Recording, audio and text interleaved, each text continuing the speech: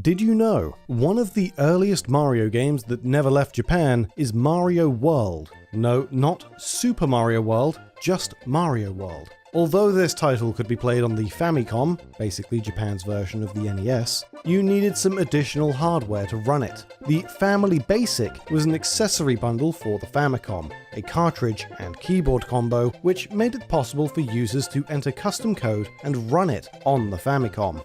It was created by Nintendo in collaboration with Hudson Soft and Sharp Corporation and was released on June 21st, 1984. The Family Basic was essentially Nintendo's attempt at grabbing the attention of PC users and getting them interested in consoles. This wasn't the only version of the device, however. The superior Family Basic V3 was released just 7 months later on February 21st, 1985, featuring more memory, a distinct red cartridge, and most notably, 4 built-in games. These games were all programmed using the Famicom Basic language to show everyone what it was capable of. 3 of the games feature Mario characters, but only Mario World actually lets the player control Mario. Mario must run, jump on springs, and climb ladders in order to collect the numbers 0 through 9 in order. Players can also collect apples and must evade 2 enemies, but nothing happens when everything in this single-screen game is collected. Players can only wait for the timer to run down to 0, resulting in a game over. For this video, we sifted through every single Mario game we could find that never came to America. But we decided we won't be covering games that the US later got through Virtual Console, on the eShop, or via Switch Online, like Mario's Super Picross, and we won't be covering region-specific ports that only have very minor differences, such as Super Mario 64's Shindo Pac-Tayo version. And with that said, back to the games. While Mario World is an interesting footnote in the early history of Japan-exclusive Mario games, it wasn't the first dedicated Mario game that never saw a Western release. That accolade goes to I Am a Teacher, Super Mario No Sweater. The title was made by Royal Kugyo in collaboration with Nintendo, and released on August 27, 1986, for the Famicom Disk System. In English, this game's name translates to something like I Am a Teacher, Super Mario's Sweater. And as you might have guessed from the name, it's all about knitting. This game, and we're using the term game loosely here, is essentially a knitting guide that walks users through the process of knitting Super Mario-themed sweaters. The player can choose to knit sweaters, sweater vests, and cardigans, and can even input measurements to change the size of the sweater being made, with the game adjusting the guide accordingly to accommodate the size. There's several designs to choose from, and the game even tells players how much yarn and which yarn they'll need to make a design. But the game's noticeably lacking one thing: it doesn't actually explain how to knit. This is a problem that Royal Kugyo and Nintendo must have known, as they released another game just 1 month later, I Am a Teacher, Timi no Kiso, which actually teaches players to knit, but lacks the Mario branding. Exactly 15 years later, on the day of August 27th, 2001, Nintendo would release another game upon the world of fashion: Mario Family for the Game Boy Color. The game was first revealed alongside Kirby Family at Nintendo's Space World event in 2001, but it seemed to have little involvement from Nintendo itself. The title was developed by Natsume and published by sewing machine company Jaguar. This is because the game was made to work specifically with Jaguar's JN100 sewing machine via a special cable. Though this all sounds impressive, Mario Family is even less of a game than I Am a Teacher, Super Mario No Sweater. All this title does is let the user select a Mario pattern, then the sewing machine prints it out as embroidery. As you might have guessed, a Mario title that needed a sewing machine costing hundreds of dollars sold poorly. It's believed the game's poor sales likely resulted in the cancellation of Kirby Family, and probably killed what little chance this game had of coming to the West as well. But let's get back to Mario's earlier years.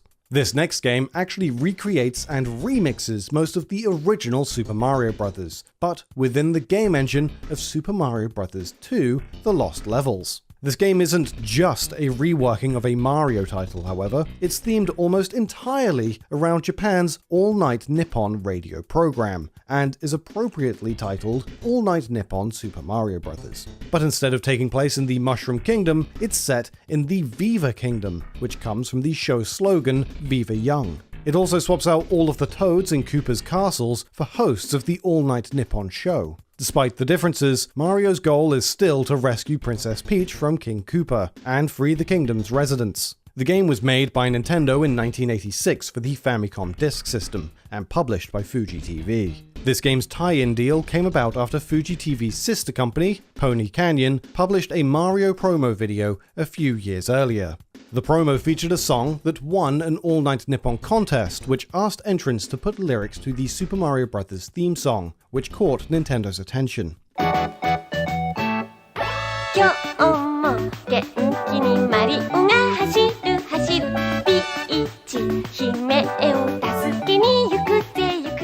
Continuing the trend of unorthodox releases, All Night Nippon Super Mario Bros. Release was far from ordinary, and was almost exclusively distributed via a raffle on the All Night Nippon radio program to celebrate its 20th anniversary. The magazines Famitsu and Famimaga also got to raffle off 20 copies each to their readers, with winners getting their copies in early 1987. But they were the lucky ones. The game is quite rare to this day, with only 3,000 copies being made for its initial run, and a limited number being sold in a second wave via mail order thanks to overwhelming demand. This venture strengthened the bond between Nintendo and Fuji TV, and Fuji TV would go on to publish Yumi Kojo Doki Doki Panic, which, if you haven't heard, was reworked into the Super Mario Bros. 2 that we played in the West. So a deal based on reworking the original Super Mario Bros. 2 led to the creation of the Western Super Mario Bros. 2 that was just a reworked version of Doki Doki Panic. Not hard to follow at all. Since All Night Nippon Super Mario Bros. Is built on top of the Lost Levels, there's no two-player mode like the original Super Mario Bros. Players just get the option to play as Mario or Luigi. There's a bunch of other differences too, like World 1 taking place at night, and lots of miscellaneous graphical changes that make the game line up more with the style of the Lost Levels rather than the original Mario. A few of the game's enemies have also been replaced. And as well as some differences with power-ups and iconography, some of the background mushrooms are also replaced with microphones. We have to say though, the game still has tight controls and it's fun to play. We might find this game fascinating today, but it's pretty obvious why this game never left Japan. Western gamers at the time probably had close to zero interest in playing a Mario game based on a Japan-only radio show. Moving on to our next game, Punchball Mario Bros. Was entirely developed and published by Hudson Soft in 1984. Nintendo essentially had nothing to do with this game, other than loaning Hudson the Mario Bros. License. The game was available for several Japanese home computer systems, with each version having unique differences due to the specs of the machines. Although it may look like it, this isn't simply a port of Mario Bros. The game has new mechanics, like the titular punch balls, which can be tossed at enemies to stun and flip them. And the floor tiles don't flip over enemies if hit from below. To beat enemies, players must use the punch ball or POW block before finishing them off. Punch balls must be recollected once thrown, and can only be thrown while the player stands still. The game also has two difficulty modes, A and B, with B being slightly more difficult. As the game progresses, the stage design becomes more difficult, with moving platforms, and frozen moving platforms. Some phases are bonus stages where Mario has to grab 10 coins before the time runs out. If there's 2 players, it's a competition to get the most coins. Punchball Mario Bros. Also has an entirely different story that is, frankly, bizarre. We'll quote it verbatim from the game's manual. At some point, humans gained the ability to use tools. At first, they were simple things using the bones of animals and fragments of rock. Using their wisdom, humans improved their tools, harnessing fire, wind, and nowadays, even atomic energy. They began to build up a sophisticated culture. On the other hand, however, there are people who still only use stone. How do they catch game and defend themselves from outsiders, using only their strong jumping power and stone spheres? They use those skillfully to defend themselves. Here, we introduce two such people. It seems their names are Mario and Luigi. Will they ever learn about sophisticated culture? Punchball Mario Bros. Is a bit of a weird game, but the company also released a close match to the regular Mario Bros. Format. Around the same time as Punchball Mario Bros., Hudson developed and published Mario Bros. Special, with a similar release to Punchball in that Nintendo had little involvement. It was released on a variety of home computer formats, and the gameplay has some differences to the usual Mario Bros. Format. There are 4 different stages to this version, with the first requiring Mario to reach the top of the stage through a series of moving gaps in the platforms, before activating switches at the top of the screen in quick succession to unlock an exit. The second stage is made up of trampolines, which Mario can land on to stun enemies before kicking them off, with the goal being to take out all of the enemies on the stage to unlock the exit. The third stage introduces conveyor belts and a lift, with the goal being to navigate the stage and collect dollar signs. The last stage plays similar to the original game's bonus stage, but with dollar symbols instead of coins, and a fairly strict time limit. Both Mario Bros. Special and Punchball Mario Bros. Were clearly successful, as they did well enough for Hudson to come back for more, but they released on hardware that wasn't very prominent outside the Far East, which basically kept them there. A couple of years after the release of Mario Bros. Special, 1986, Hudson released Super Mario Bros. Special, this time around changing up the format of the massively successful Super Mario Bros. This was the second Nintendo-licensed follow-up to their NES heavy hitter, being released just 2 months after The Lost Levels, but not for the Nintendo Home System. It was instead released on 2 home computers, the PC-8801 and the Sharp X1. Although this game appears to be very similar to the NES title, there are a number of new levels, and due to hardware limitations, no smooth horizontal scrolling, instead utilizing a screen-by-screen transition. This was done to different levels of success across the 2 versions of the game, with the X1 sliding the next screen into view, and the PC-8801 having the horrendous effect of turning the screen black before loading the next into play. What gives these titles an interesting twist over the original NES Super Mario Bros. Is their use of earlier power-ups and enemies from previous Mario titles, such as sidesteppers, fighter flies, fireballs, and even the rolling barrels or hammer power from Donkey Kong. All of these enemies utilize the same mechanics as their earlier appearance too, with Mario being unable to simply jump on them to defeat them, and instead needing to be taken out from below or with the use of a power-up.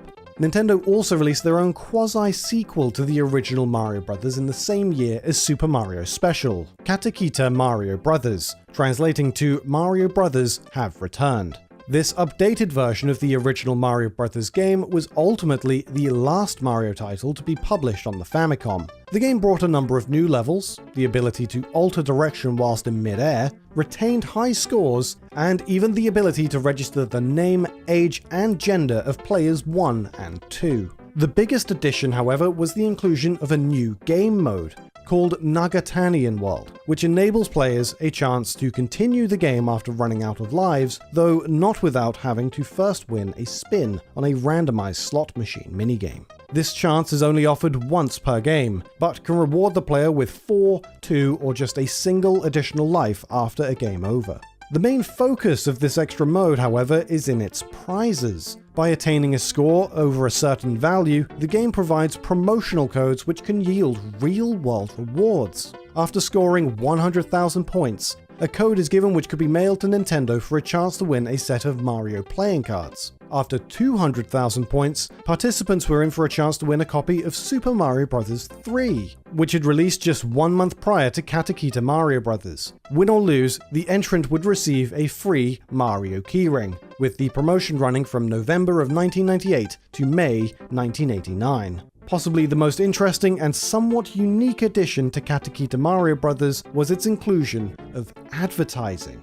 These ads would appear during level transitions, advertising various Mario titles, such as Mario Bros. 3, but also, strangely, Japanese food company Nagatanian, who had sponsored the game's production. While this version of Mario Bros. Never came to America, a slightly altered version did see a release in Europe as Mario Bros. Classic Series in 1993. While some of the content of Katakita Mario Bros. Was removed, this version kept the improved controls and physics and had some additional graphical improvements. It was a good-looking NES title, just like our next two games.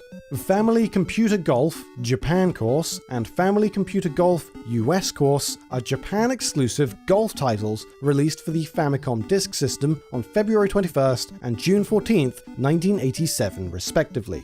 Japan Course uses similar gameplay to 1984's Golf on NES, while US Course is more similar to NES Open Tournament Golf. Japan Course stars both Mario and Luigi, while US Course stars various alterations of Mario.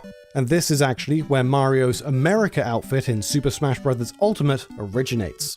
Both games have single and multiplayer modes, but US Course allows for up to 4 players, while Japan Course only has 2-player multiplayer. One of the most interesting aspects of these titles is that they both supported disc FAQs. Games that supported disc FAQs came on special blue discs and let players submit their high scores and personal data to Nintendo via special fax kiosks that could be found across Japan. Over 150,000 high scores were sent in to Nintendo across both games, with the best scores winning some enviable prizes. The top 100 winners of the Japan Course contest got a Champions Course Gold disc, which came with a special case and a gold plaque. Not only did the plaque have the winner's name and rank printed on it, so did the actual game's title screen.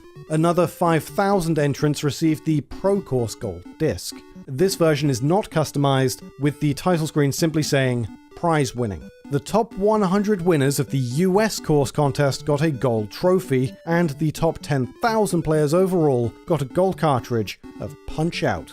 But there was another special prize given only to players that scored a hole-in-one. Nintendo selected 1,000 of them at random and sent them all a special gold disc version of the US course known as Family Computer Golf prize card. The special versions of both Japan and US course also had an extra level. It's not clear why these games were never localized for the West, but it's also worth noting that NES Open Tournament Golf released only a few years after these games, and added even more polish to the gameplay and presentation, making these two games redundant. It's also a bit odd that a game that literally had US Course in its name was never released in the US. Mario would make his way to a different type of course soon after, with 1987's Famicom Grand Prix F1 race for the Famicom Disk System. Players would be put behind the wheel of a Formula 1 race car, either on their own or against other Mario lookalikes on the track. Each car would have fuel and health gauges, which would deteriorate if the player drives off-road or whenever they crash into walls or other drivers. As with most racing games, these could be recovered by taking a dip into the pit stop for a brief period of time, repaired by, once again, a number of Mario lookalikes. Much like the Family Computer Golf titles, F1 Race had a tournament where the top 100 players for each of the game's 4 difficulty settings received a personalized trophy, along with a poster that featured the names of all 400 winners. All winners and runners-up also received a Super Mario Bros. Game & Watch, as well as a fake driver's license based on the game. The game proved popular enough to get a sequel in Famicom Grand Prix 2 3D Hot Rally. As the title suggests, this game played in 3D thanks to the supplied 3D glasses. However, the Mario Brothers only appear on the cover and cannot be seen in-game. The original Famicom Grand Prix F1 race was reportedly planned to release in the United States at some point, but the localization was scrapped. Mario and Wario is perhaps one of the more unique games to never be localized in the US, following the story of Mario and his friends exploring a magical forest. While in the woods, trying to confirm a legend they heard, Luigi gets lost from the group, and so the gang splits up and tries to find him. During the search, Wario drops a bucket on Mario's head. However, Wanda, the magical fairy that Mario and his friends were searching for, decides to intervene and help them out. Unable to remove the bucket, Wanda takes it upon herself to help guide Mario and his friends through a series of puzzles to reunite them with the lost Luigi. The gameplay revolves around using the Super Nintendo mouse peripheral to control Wanda. Clicking on objects makes Wanda interact with them, allowing the player to create a safe passage for the characters. The main aim is to have them meet up with Luigi at the end of each stage in order to remove Wario's unyielding bucket. The gameplay is often compared to the Mario vs. Donkey Kong series, with some differences. Characters walk forwards automatically, so making sure they don't walk into danger is important. Each character has their own set speed, with Mario being faster than Peach and Yoshi being faster than Mario.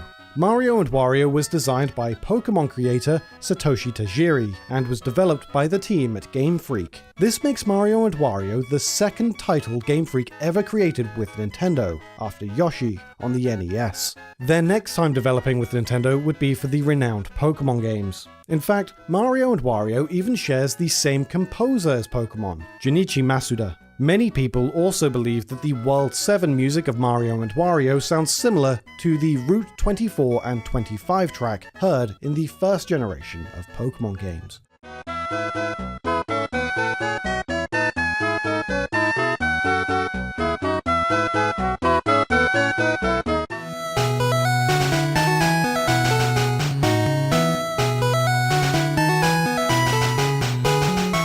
There's even a sly nod to the game in Pokémon Red and Blue. When examined, the Super Nintendo in the Copycat's house in Saffron City states the game on screen shows Mario with a bucket on his head.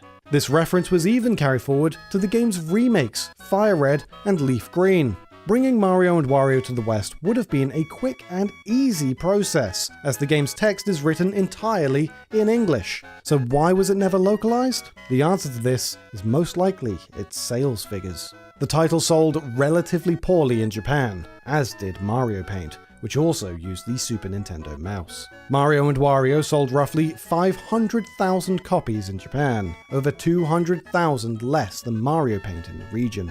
To put this into perspective, Super Mario World released 3 years prior and sold 3.5 million units in Japan alone. Also, seeing as Mario and Wario required the SNES mouse to function, the game would also be sold at a higher price if it were bundled with the peripheral. In Japan, Mario and Wario was sold bundled with the mouse for 9,500 yen, which back in 1993 was about $100 US. Since most SNES games were $50 at the time, this would probably have been a hard sell in the US market. That said, there is some evidence that there were plans to release the game overseas, even if only briefly.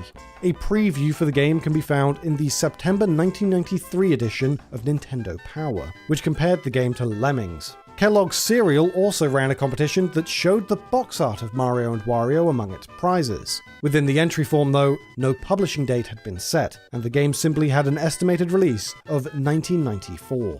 Now, almost certainly the rarest game on our journey today is Yoshi no Cookie Kurapon Oven de Cookie. This is essentially a more expansive version of Yoshi's Cookie, which released a year later, and was developed by National Human Electronics, a former division of Panasonic, to promote Panasonic's new Kurapon oven.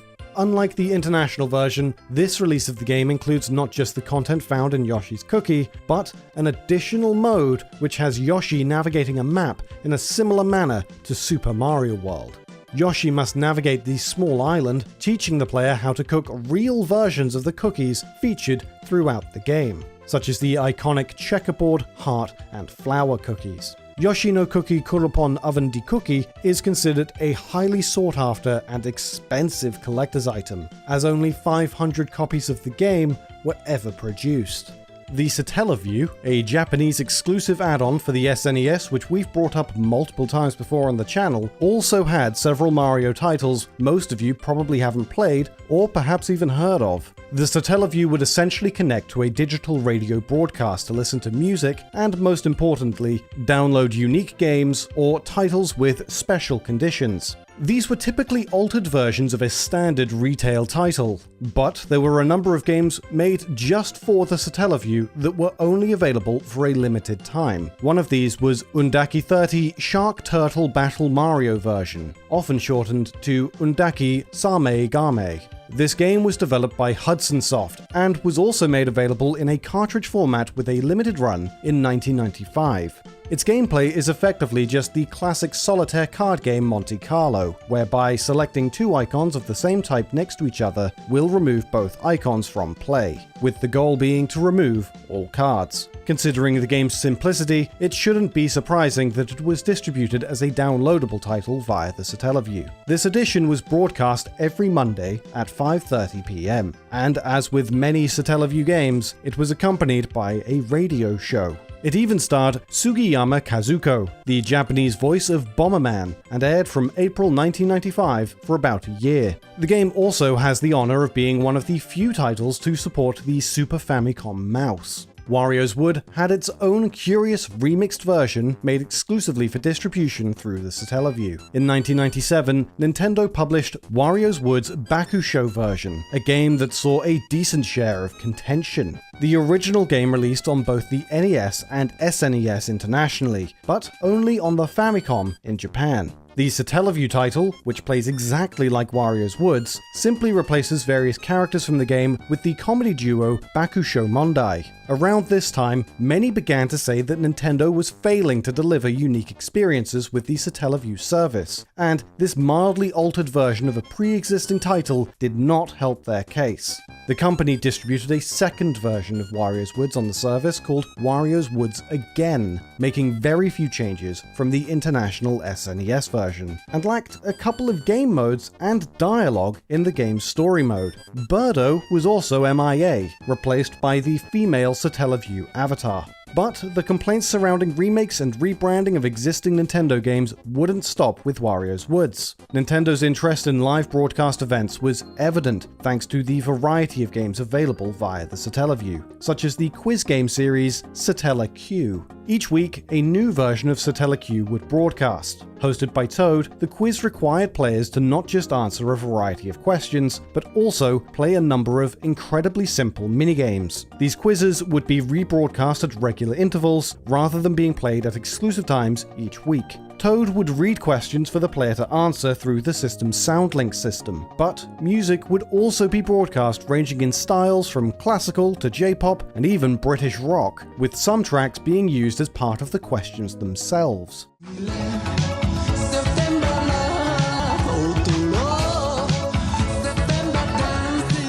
The next game on our list is BS Super Mario USA, a Satella View timed exclusive follow-up to Super Mario Bros. 2, known as Super Mario USA in Japan. As with other Satella View titles, it was released episodically over a period of 4 weeks, with each episode being on a strict time limit. Each episode featured a different world from Super Mario Bros. 2, with 3 stages and an end boss, using the updated 16-bit graphics from the Super Nintendo's Mario All-Stars release. Functionally, it is virtually identical besides some minor collision updates, but there are a few substantial changes to the overall gameplay. A 50-minute timer was added, which includes timed events that force the player to change character during play. Once the player finishes all 3 stages and defeats the boss, they're able to go back and freely swap between the stages at any time until the timer runs out. Most notably, a point system was added to the game. Players earn points by simply collecting coins, defeating enemies, or collecting special items, the most valuable of which is the Golden Mario statue. Not only does it give the player an extra life and refill their health, but is also worth 50,000 points. There's a total of 10 of these for each episode, 3 to collect from each stage, as well as 1 to be collected from the end of episode boss. The player has the opportunity to earn lots of coins and extra lives when the timer runs out. At this point, the player is thrown into the bonus chance for 3 minutes, where players can significantly increase the number of coins and extra lives, which will add to their final score. At the end of the episode, following the credit roll, today's results screen is shown, also including the player's extra lives. After the score has been tallied, players are asked if they want to submit the score for the Power Challenge tournament, with the winners being announced in a news broadcast on the Satella View's internal newspaper. Each week, the top 10 highest scorers receive a limited edition t-shirt and certificate. The first place winner also got a physical golden Mario statue similar to that which appears in the game. Similarly to other BS titles, Super Mario USA made use of the SoundLink feature, supplying the player with voiceover for storytelling as well as hints and tips. Interestingly, none of the music or jingles featured in the game are from Super Mario Bros. 2. Instead, the soundtrack consists of music from Super Mario World, as well as the Japan-exclusive compilation CD Super Mario Bros. 1, 2, 3 Hop, Step, Jump. Excitebike Bun Bun Mario Battle Stadium, as you can expect with its title, was an Excitebike remake, or sequel if you will, featuring a lineup of Mario characters. The game was developed by Nintendo and released in 4 different episodes, with Episode 1 featuring Mario, Luigi and Toad, Episode 2 adding Wario, Episode 3 adding Peach, and Episode 4 adding Yoshi, though removing Luigi for some reason. Non-playable races would be different coloured Koopa Troopers. What's interesting about Bun Bun Mario was that it was entirely exclusive to the Satella View. The game would be a wholly new creation for the 16-bit era, and the only entry in the Excitebike series for the SNES, with it being 3 more years before Excitebike 64's release. As an interesting aside, in the game's code, it's also possible to find a bonus game mode which would ultimately go completely unused. The title also featured voice acting, with one of Charles Martinet's earliest appearances as Mario. After Excitebike, Mario would revisit one of his oldest occupations, as a member of a building wrecking crew. The original Wrecking Crew was released in 1985 for the NES as a launch title, but the game received a 16-bit sequel for the Super Famicom called Wrecking Crew 98. First as a downloadable title with the Nintendo Power Flashable cartridge service in January of 1998, then as a standard cartridge release in May later that year. The game sees Mario return from a trip outside the Mushroom Kingdom, only to find Bowser constructing new hideouts across the kingdom. As a result, his new buildings are blocking out the sun, depriving the landscape of sunlight. In a bid to counter this, Mario sets out to demolish the new hideouts with his trusty hammer. On his journey, he encounters former adversaries from the original Wrecking Crew, including rival Foreman Spike. The game featured a full story mode, versus mode, and a tournament mode. Its premise is simple. Players break tiles to line up colors of 3 or more, whilst avoiding various hazards such as enemies that travel down the stage. It isn't quite the same game as the original Wrecking Crew released for the NES, but for those that wish to play that title, it has also been bundled within this new game as well. This title never had an international release due to the year in which it was published. Nintendo's different international divisions ended the publication of SNES games in 1997, a year prior to Wrecking Crew 98's release. It never even had a chance. One of the more unique exclusives Mario had in Japan was Mario no Photopea, more closely resembling a piece of software that would be unique in the Nintendo 64's entire library thanks to its implementation of smart media cards. Mario no Photopea released in 1998 and featured an array of photo editing tools, alongside puzzles that are constructed out of a player's compositions. Essentially, an early example of user-generated content in a console video game, and another example of Nintendo's attempts to stake a claim in Japan's continued push towards the home computer market. Lending itself to this, the cartridge itself featured 2 smart media slots, allowing for users to import their own images from a PC or digital camera. These images could be touched up using the built-in editing tools and even exported back to a PC or Fuji printing kiosk. Plans had been made to allow for compatibility with the 64DD floppy drive, which would have been a major inclusion when comparing the storage sizes of smart media to floppy disks, going from less than 2 MB to 64 MB. As a result of severe delays in the disk drive peripheral, however, this functionality was removed. That said, there were 4 optional smart media cards produced for use with this title specifically, all with preloaded graphics. These included a card for Yoshi and The Legend of Zelda, as well as Bomberman, and oddly, Sylvanian families. The next game series we're looking at was similar to Photopea, but actually once planned as a sequel to Mario Paint, the Mario Artist series. The Mario Artist Suite was created for the 64DD and is made up of 4 titles which can be used in conjunction with one another. The first game, Paint Studio, was released alongside the 64DD and in a bundle featuring the 64DD, Paint Studio, a Nintendo 64 mouse, and a RandNet internet service subscription. Its original title was Creator, then Mario Paint 64, before being renamed Picture Maker, then Mario Artist and Camera, until releasing in December 1999 as Paint Studio. Paint Studio launched alongside the 64DD and focused on utilizing the 3D potential of the N64. This title is probably the closest of all the Mario Artist games to Mario Paint, and is often described as a 90s kid-focused Adobe Photoshop. This first entry in the series was commissioned by Nintendo from UK studio Software Creations, who made creation tools for music production on the original N64. Players can use a variety of brushes, textures, or stamps to make art, and even animation. Various stamps of pre-existing Nintendo artwork can be used, including all Generation 1 Pokémon, a wide array of Mario characters, Banjo-Kazooie, Diddy Kong Racing, and a select few others.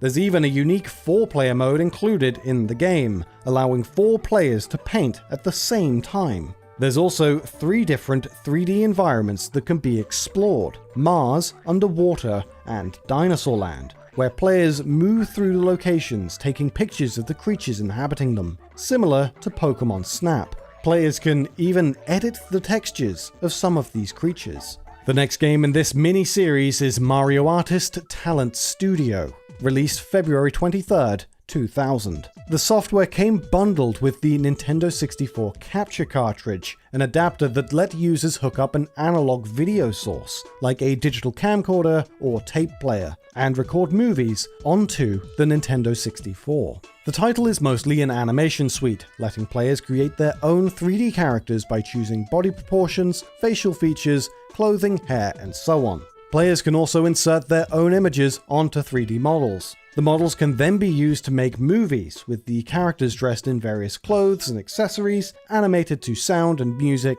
with special effects added on top. The game also supports the Transfer Pack, letting players connect a Game Boy camera to the system to take photos for use in-game, a feature that was originally planned for Perfect Dark before being removed.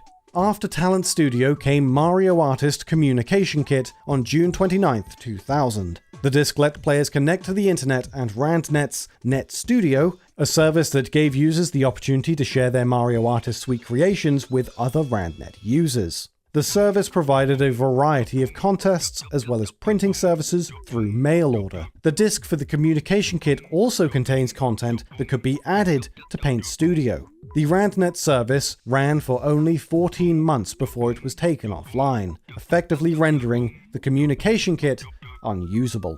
The last Mario Artist disc was Polygon Studio, releasing August 29th, 2000, with 3D graphics studio Nichimen Graphics heading the technical development. This entry in the suite has a 3D graphics editor and lets users design their own 3D models, though with only simplistic control. Originally called Polygon Maker, this game was announced at Nintendo's Space World event in 1996, but renamed Polygon Studio for Space World 1999. By connecting to RandNet servers, it was possible to order papercraft printouts of user-created 3D models, which were printed and sent to the user to be cut out and constructed as paper models.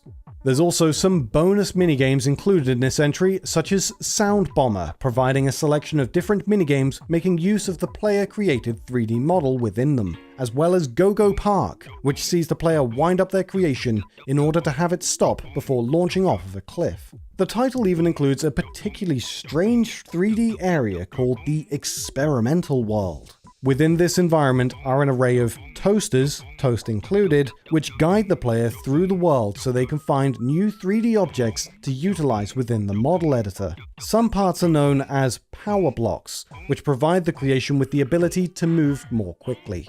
Paint Studio's developers, Software Creations, claimed that the Mario Artist game suffered from Nintendo's American and Japanese divisions butting heads. Paint Studio originally included audio creation functionality, but it was decided to have this cut from the game and put into an entirely separate piece of software, though this would never be released.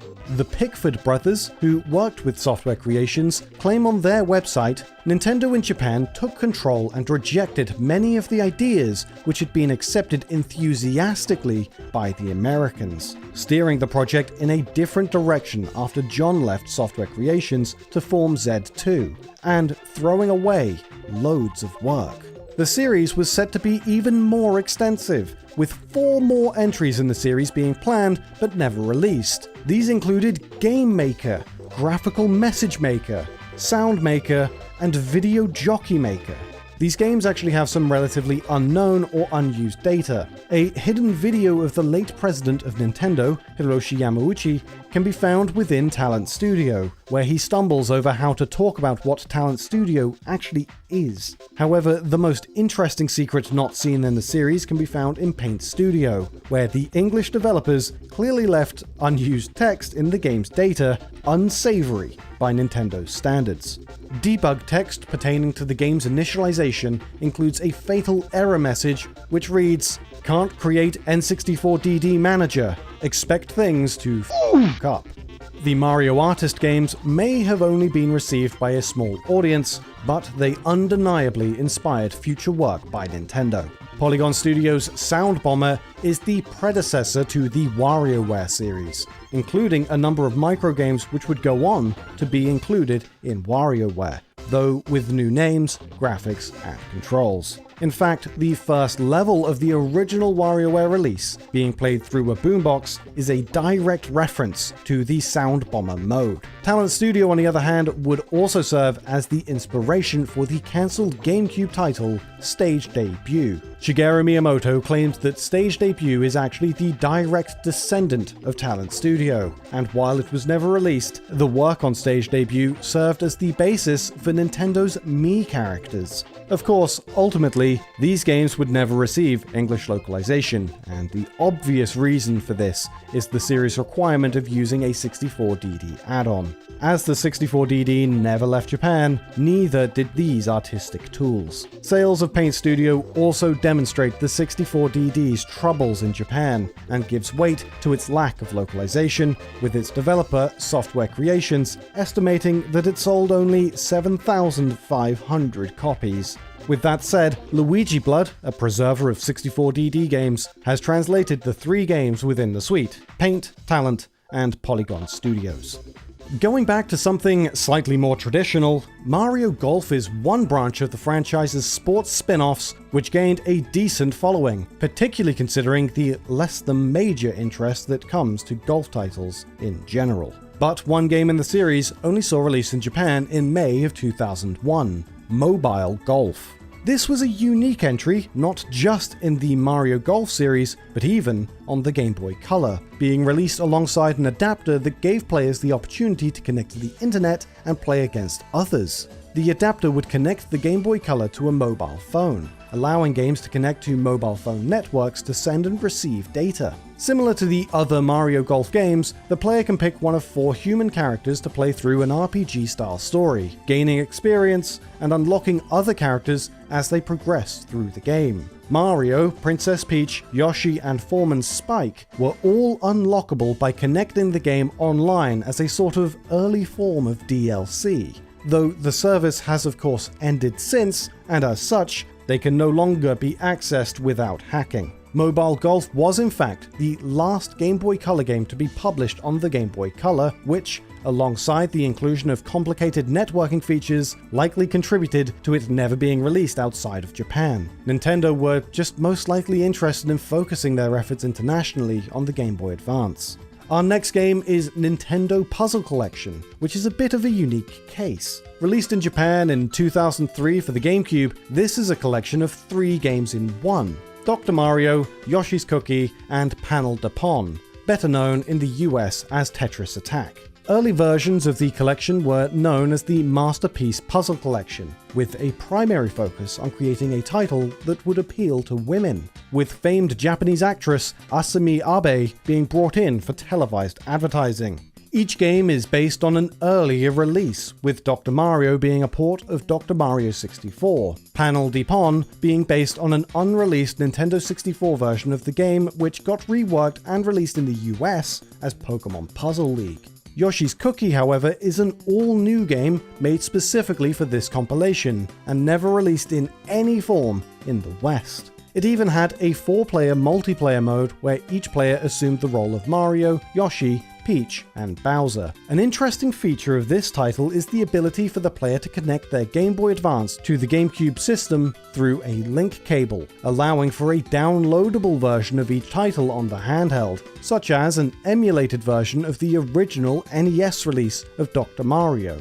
Despite the collection having been demoed at the usually US-centric E3 gaming convention, with a release having been slated for both North America and Europe, no such release was ever made. The game was even rated by the ESRB, so it was probably localized in full. So why was it canned? Nintendo published an unusually large amount of GameCube games in 2003, 11 in North America, 15 in Japan, and 9 in Europe. So maybe they were just overstretched and decided not to bring Puzzle Collection to the West. Or maybe it was just low sales. We'd love to say definitively, but Nintendo never shared sales figures for the game. It would be 2 more years before another Japanese exclusive Mario title was released in Yakuman DS, developed by Nintendo and their close partners, Intelligent Systems, famed for their work on the likes of WarioWare, Fire Emblem, and Paper Mario. You wouldn't be able to guess it from the game's box art, but yes, this is a Mario game. The title was released in spring 2005, exclusively in Japan, and is, loosely speaking, a sequel to the original Yakuman released on the Game Boy nearly 2 decades earlier. The game is simply a Riichi Mahjong game with Mario and his friends shoehorned in, allowing 4 players to go up against one another thanks to the DS's wireless connectivity. Despite being a regional exclusive, the game proved to be popular enough to earn a re-release a year later, this time taking advantage of the DS's Wi-Fi capabilities, allowing players to compete online. Mario would make an appearance in another DS title, this time developed by Square Enix as part of the Itadaki Street franchise, a series known for crossing different properties such as the more widely known follow-up game on the Wii, Fortune Street. Itadaki Street DS was released in 2007 and involves a Monopoly-style board where the player must purchase properties while playing a variety of minigames along the way to try and gain an advantage, similar to Mario Party. Not only does the game involve familiar faces from the Mario series, but also several characters from Dragon Quest. For the most part, the game matches closely with the Wii's Fortune Street release, but unlike the Wii game, this version stayed in Japan. Another Mario game without any presence in the US was actually a special reward to the Japanese Club Nintendo program, Club Nintendo Picross for the Nintendo 3DS. Released in 2012, the game was, as one might expect, a special release of Picross, focusing on various Nintendo franchises. The only way in which it could be downloaded was by redeeming the title with 80 Club Nintendo points, though it did also receive a release in South Korea, which could be earned by accessing the 3DS eShop throughout most of 2012, or as a reward with a purchase of New Super Mario Bros. 2 Gold Edition. This title received its own sequel just 2 years later, Club Nintendo Picross Plus, which included all of the same puzzles as the first title, with 100 additional stages added in, again only available through Club Nintendo. Since the discontinuation of the Nintendo 3DS, there hasn't been another Mario title released exclusively to Japan, and we think it's somewhat unlikely that many more Mario titles will ever have such a limited release. The practice of Nintendo only distributing their games to Japanese audiences is essentially a thing of the past. Did you know? The developers of New Super Luigi U cheated to make the game easier than they wanted you to think it is. Luigi U was originally released as DLC for New Super Mario Bros. U. but with harder levels that only gave you 100 seconds to reach the flagpole. But the devs made Luigi seconds 35% longer than Mario seconds. In an interview, the devs said even though they're the guys who made the stages, they were having trouble beating them that quick, and worried the game'd be too hard for the fans at home. They considered making all the stages shorter or doubling the timer to 200 seconds, but they didn't want to redesign the whole game, and 100 was such a nice round number, so they fudged the numbers. We timed it ourselves, and the seconds in most Mario games, including New Super Mario Bros. U, aren't real seconds. Each tick is really only about 3/4 of a second, but for the Luigi DLC, they make each tick 1 actual second. In other words, 100 Luigi seconds are about 135 Mario seconds, which makes the game a lot easier than you're led to believe. Not only on Wii U, but also the Switch Deluxe Edition. We recently replayed all the new Super Mario games, read a bunch of old interviews, and did some digging to find some secrets, Easter eggs, and behind-the-scenes secrets for the entire series. Now, we know these games aren't the most highly regarded Mario games, and a lot of folks say they can't hold a candle to 3D Mario. But let's get one thing clear. In terms of sales, the new Super Mario games are way more popular than 3D Mario. The first one sold over 30 million copies, which is more than the entire Metroid and F-Zero franchises combined. And the sequel on Wii sold another 30 million. With those kind of numbers, you might be wondering why they haven't made a new one in almost a decade. We'll get to that later, but first let's get into some trivia. For most people, when they think of Mario development, they think of Shigeru Miyamoto. But when it comes to the new Super series, they should really be thinking of another guy, Takashi Tezuka, who's basically been in charge of 2D Mario since the Super Nintendo. According to Miyamoto, Mario was created not only by myself, but also with Mr. Tezuka. I am kind of shy accepting all the compliments myself all the time. Tezuka's sort of my right-hand man at Nintendo, and he's responsible for New Super Mario Bros. We talk a lot about the game, but basically he's in charge. One thing that might surprise fans of the new Super games is why they have that distinctive art style. Every 2D Mario that came before was 2D pixel art, but New Super Mario was more like 2.5D, and used 3D models as well as sprites made from pre-rendered 3D models. All the sequels use that art style as well. At this point, it's become the series' iconic look. But it wasn't actually an artistic choice. According to Tezuka, it was mostly just because it was way easier. Back when the first game launched on DS, he told Nintendo Power, "We chose that style because it makes certain types of expression easier. We can rotate characters, make them bigger, make them smaller, etc. Those types of things are more difficult with 2D sprites. Also, current development tools tend to favor 3D graphics." New Super Mario Bros. On DS was originally supposed to have 2-player co-op. A few screenshots can be seen in an issue of Nintendo Power printed about 6 months before the game hit store shelves. The magazine says, "New Super Mario Bros. Features a 2-player co-op mode, a first for the series. Not content simply to keep Luigi out of the limelight, Mario now uses his brother as a human shield. Maybe next time Luigi should leave his hotshot sibling to rot in the haunted mansion." Well, that's pretty much what happened, since co-op ended up getting cut and replaced with a small versus mode with only 5 stages. You can play single player as Luigi, but he has the exact same physics as Mario, so it's just a cosmetic difference. The gaming press reported seeing an early build where Bowser was playable as well, possibly as a reward for beating the game, but it didn't make it into the final game. The idea for full-on co-op eventually made its way into New Super Mario Bros. Wii, but instead of just 2 or 3 characters, it had 4. Mario, Luigi, A.La Gold the Yellow Toad, and Buck and Berry the Blue Toad. Although we should note these Toad names are contentious, they're commonly used by fans, but the Super Mario Wiki refuses to acknowledge them. Those names come from a Destructoid article claiming a Nintendo of America employee shared them off camera, but some fans thought the article was a joke. So we checked in with Destructoid's author for more details, and he said there were nicknames used by some members of the Japanese Mario team, but Miyamoto made it clear that he didn't want those toads to have names, ever. So whether they're really named A.La Gold and Buck and Berry, we'll leave that up to you to decide. Regardless, all 4 characters controlled identically and didn't have unique physics or abilities. Other characters like Wario and Waluigi were considered, but fans would have expected them to have special skills, and Nintendo didn't want to do that. According to Miyamoto, Mario and Luigi are the same as always, of course, and suggestions for the other 2 characters included Wario and Waluigi, Toad, and Princess Peach. The thing is that with Wario, we need to have a fart attack, Peach would have to be able to fly with her skirt, and so on. With this game, we wanted every character to play the same way. Okay, Miyamoto, we suppose that does keep everyone on a more even playing field, but come on, it ain't esports, it's a party game. Peach flying and Wario farting would have been way better than 2 toads. After Mario Wii was already finished, the devs kept on playing it for fun, and during their play sessions, they came up with some ideas for a challenge mode. But it was too late to add it into the game, and DLC wasn't really a thing back then, at least not for Nintendo.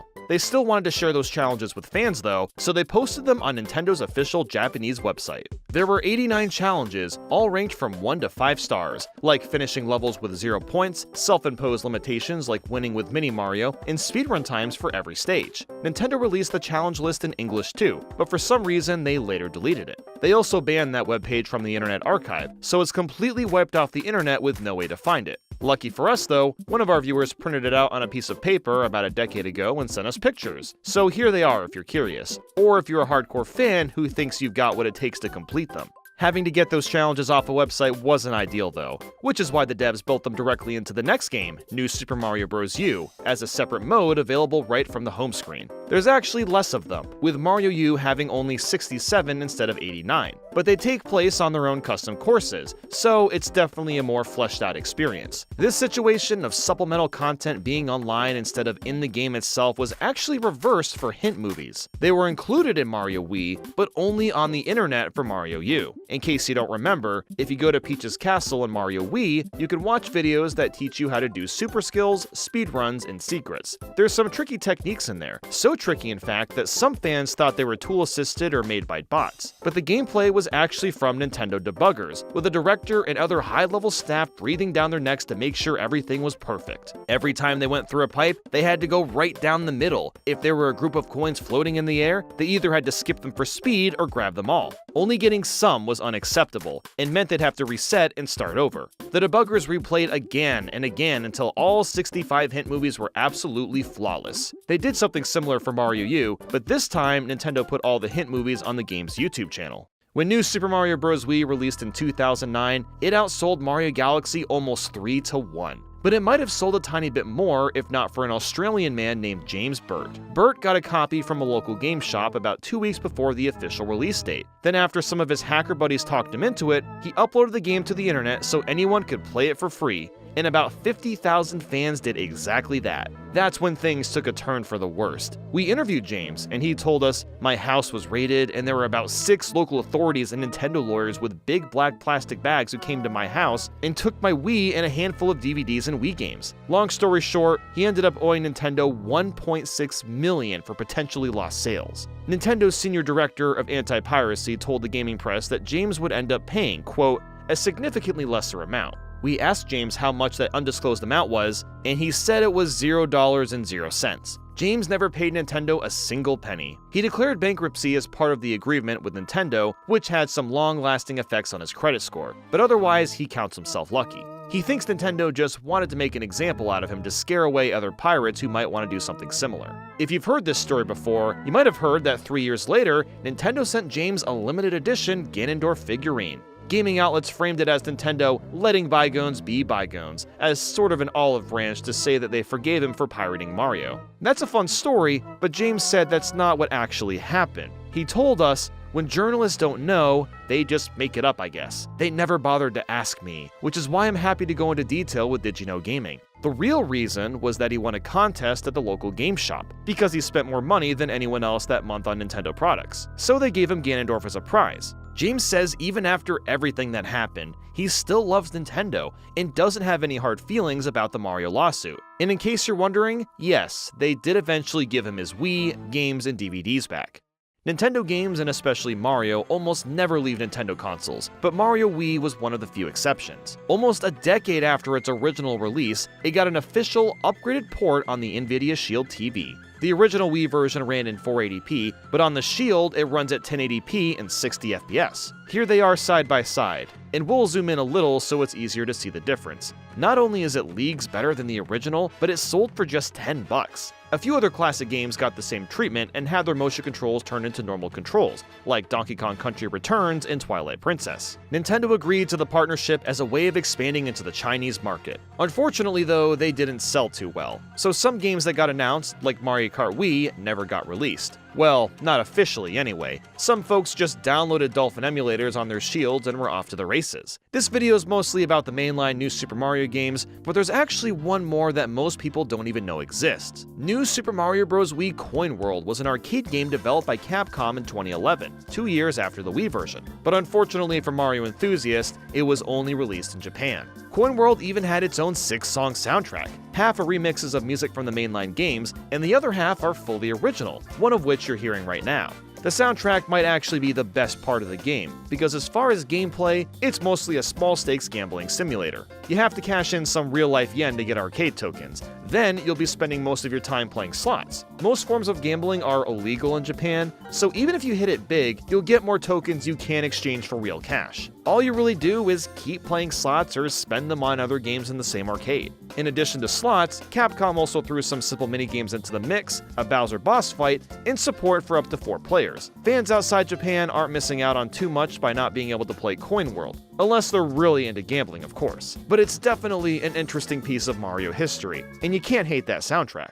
After the first 2 New Super Mario games went gangbusters, Nintendo decided to do something they'd never done before: develop 2 2D Mario games at the same time, one for 3DS and one for Wii U, with each team trying to outdo each other like rivals. But Nintendo didn't have enough developers for 2 full teams, so Tezuka started what he called a Mario Cram School to train a bunch of designers all at once. Yosuke Amano was one of the students, and was eventually chosen to direct the 3DS project. He said, "Participants got a firm grasp of the basic ingredients of what makes 2D Super Mario enjoyable and experience actually making stages, so we were able to begin this project with a solid foundation." Mario Cram School resulted in courses twice the number of staff it usually takes to make Mario courses, and all that new blood allowed us to make something new that previous development teams so far hadn't. With both games being made at the same time, Tezuka was constantly mixing them up, and sometimes people had to remind him which game they were currently working on. He was trying to figure out how to make the 2 games unique, and after a lunch with Miyamoto, came back to the office with a new idea: to make the 3DS version focus on coin collecting. They were originally thinking about calling it New Super Mario Bros. Gold, but worried they might make it look like a small-scale spin-off, so they ended up calling it New Super Mario Bros. 2 instead, to send the message that this was a full-size mainline entry. To make collecting faster, the Cram School students added the gold block that shoots coins out of Mario's head. When they showed it to Miyamoto, he thought it was kinda dumb. According to the director Amano, Miyamoto-san said, "I don't like it. He didn't like how you never really understand it. You put this thing you don't really understand on your head, and for no clear reason, coins come out." Miyamoto said that he hated how he didn't know what he was supposed to do after suddenly getting this block on his head. Miyamoto's got a background in industrial design, so the propeller mushroom introduced in the previous game made sense, but a block attaching to Mario's head and dumping out coins was just nonsense. Eventually, though, he reluctantly accepted and made it into the final game. Tezuka said that the goal of 1,000,000 coins was meant to, quote, "keep people coming back potentially forever." And he did mean forever. Worldwide, fans collected about 3 trillion coins. On our recent playthrough, we finished with 100% completion, grabbing every coin along the way. But when the credits rolled, we'd only managed to get about 50,000. We weren't even close, and full disclosure, we didn't replay stages forever and ever to get to 1,000,000. In the run-up to launch day, Nintendo used the Million Coin Challenge as a major marketing campaign, even mass emailing fans to get them excited for it, all while the actual reward was shrouded in mystery. A lot of fans were expecting something big, and speculation was wild about what it was going to unlock. But once the game released and people started crossing the finish line, everyone found out the reward was just a different title screen. Some folks weren't too happy about it. But little did they know, there was another unlockable title screen for 9,999,999 coins, which changes the Mario statue into a tanuki.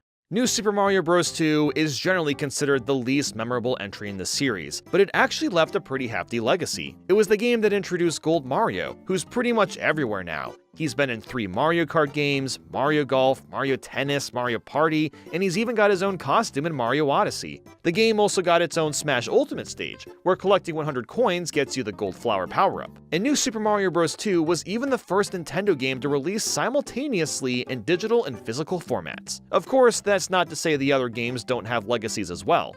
Mario U arguably gave us the series' most pervasive addition, Nabbit the Thieving Rabbit. Originally, he was just a minigame character you had to chase down after he stole Toad's stuff, but he became a playable character in Luigi U and ultimately became a series mainstay, appearing in over a dozen games. He's shrouded in mystery. Some even think he's Bowser Jr. in disguise due to their masks, but both characters have been seen in the same place at the same time, so that theory doesn't hold up.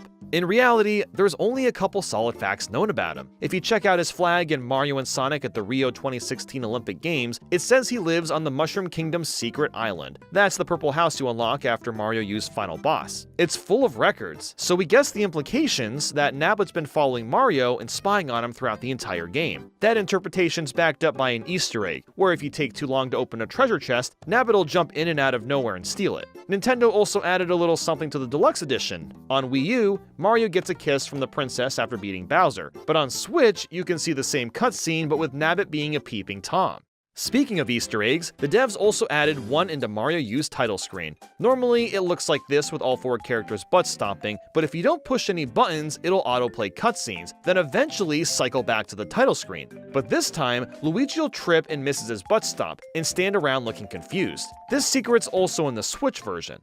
The Switch version has been out for over 4 years now, and 10 years since the original Wii U version, which has led many to ask, is there even gonna be another new Super Mario game? In a couple 2012 interviews, Tezuka emphasized that they only want to release one game on each console.